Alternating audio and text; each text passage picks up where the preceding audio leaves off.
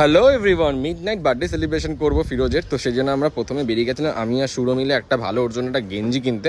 তো এখানে একটাও গেঞ্জিগুলো ঝোলানো ছিল, একটাও পছন্দ হয়নি আমাদের। তারপর ওনাদের বললাম একটু ভালো কিছু একটা গেঞ্জি দেখাও আমাদেরকে। তো এখানে দেখাচ্ছিলাম এই লাইট কালারের গেঞ্জিটা আমার খুব ভালো লেগেছে, যেহেতু ওকে ভালো মানাবে আর এরকম একটা পড়তেও দেখেছি।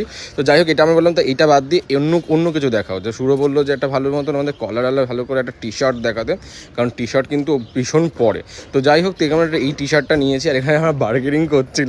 তারপর ওখান থেকে চলে গেছিলাম মাইতে কেক নিতে। ওখানে কাস্টমাইজ কেক কয়েকগুলো দেখলাম, সেটা কিন্তু ভালো খেতে আর নতুন বেশ বেরিয়েছে ব্র্যান্ডটা, বেশ ভালো লাগলো দেখে। এইটা কিন্তু তোমার 250 টাকা নিয়েছে ছোটো কেকটা, আর খুব সুন্দর ডিজাইনটা একদম। আর আমরা তারপর ওখানে পেস্ট্রি নিয়ে নিয়েছিলাম, তারপরে ক্র্যাকার্স সব কিছু কিনে নিয়ে বেরিয়ে গেছিলাম রাতের বেলা ফিরোজের জন্মদিনটা সেলিব্রেশন করতে। তো আমরা দুটো কেক নিয়ে এসেছিলাম আর এখানে ফিরোজ দেখে অবাক হয়ে গেছে। তারপর কেকটা কাটিং করা শুরু করা হয়।